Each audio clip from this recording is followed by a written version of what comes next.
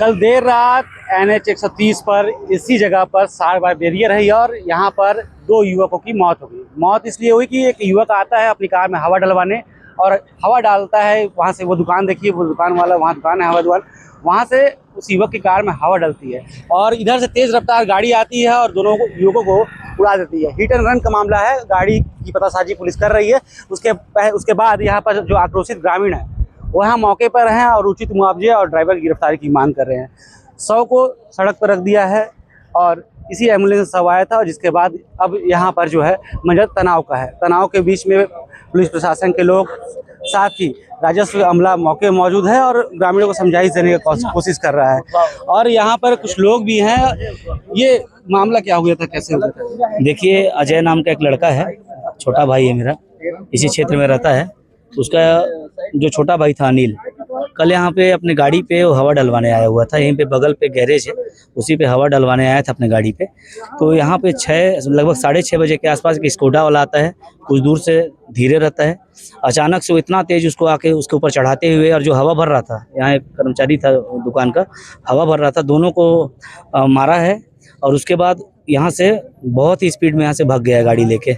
लोगों का आरोप है कि कुछ साजिश के तहत तो कहीं इनकी हत्या नहीं कराई गई है, या कोई एक लापरवाही पूर्वक चलाते हुए नशे की हालत में तो कहीं एक्सीडेंट नहीं हो गया। ये जांच का विषय है। हम लोग यहाँ पर चक्का जाम किए हुए थे मृत लाश को लेके।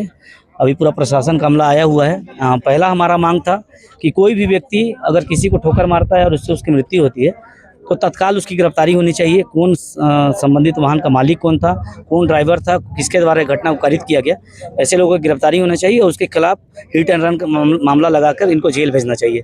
पहला मामला था, पहला बात था। दूसरा बात ये था कि ये लोग गरीब परिवार से बिलोंग करते हैं, प्रतिदिन रोज कमाने खाने वाले लोग हैं। ऐसे में उनके घर का जवान बेटा चला जाता है, एक तो उसका दुख, दूसरा एक आर्थिक संकट की स्थिति जो उत्पन्न होगी, उसके लिए हम लोग शासन से मांग की है कि तत्कालिक कुछ भी इनको मुआवजा दिया जाए ताकि उनका अंतिम संस्कार हो सके। इन सब बात को लेकर हम यहाँ पर चक्का जाम किए हुए थे ग्रामीण जनों के साथ, और इसके जो भी आगे प्रोसेस होगा, न्याय की लड़ाई लड़ेंगे। बात हुई प्रशासन से, क्या प्रशासन से बात से हम लोग संतुष्ट हैं। पुलिस अपनी कार्रवाई कर रही है, इनका कहना है। अब सारे CCTV जितने इस रोड के हैं सबको चेक कर रही हैं, और भी यहाँ पे टीम आई हुई है पुलिस प्रशासन की ओर से। CSP साहब खुद आए हुए हैं और यहाँ पे नायब तहसीलदार साहब भी आए हैं। वो बोले तत्काल हम मुआवजा का व्यवस्था कराते हैं। और जो भी इस घटना को कारित किया है, राहुल बंसल सराय हैं CSP साहब अंबिकापुर के, वो हम लोगों को आश्वासन दिया है कि बहुत जल्द जो भी घटना को कारित किया है उसकी गिरफ्तारी होगी और जेल के सलाखों के पीछे होगा। तो आपने सुना कि प्रशासन की टीम उन्हें अपना जो आश्वासन दे दिया है और साथ ही यहाँ पर जो देखिए समझाइश का दौर चल रहा है। यहाँ पर RI साहब भी है और अधिकारी पहुँचे हैं और समझाइश का दौर चल रहा है। घटना काफ़ी घबराहट थी क्योंकि स्पॉट पे दोनों व्यक्तियों की जान चली गई थी और जान जाने के बाद जो अब माहौल है वो काफ़ी अलग सा माहौल है, क्योंकि देखिए यहाँ पर इन अपनी मांगों को लेकर महिलाएं भी बैठी हैं और जो इनके संबंधी है वो भी चक्का जाम कर रहे हैं। ये कब की घटना हुई थी, क्या हुआ था? शाम को हुआ था। जैसे भाजा श्री काम करके आ रहे थे। आप तो रिलेटिव है ना? मैं उसकी खुद की बहन हूँ। सुंदरपुर में रहती है? हाँ, मेरे सुंदरपुर में घर है। कैसे हुआ, मालूम चला? हाँ, पता चला है। भैया उधर से ड्यूटी से आ रहे थे, उसके बाद कार यहाँ खड़ी किए साइड में ही। आप किया शोरूम में काम करते थे? नहीं, टाटा शोरूम में, सुनील टाटा शोरूम। आ रहे थे, उसके बाद क्या हुआ? आ रहे थे, उसके बाद यहाँ से टायर में मेरे को लगता है हवा कम थी। इसके बाद टायर में हवा डलवाने के लिए रोकी थी, एकदम साइड में लगी हुई थी गाड़ी। साइड से इधर से स्पीड से कार था या क्या था, गाड़ी का अभी तक मालूम नहीं चल पाया है।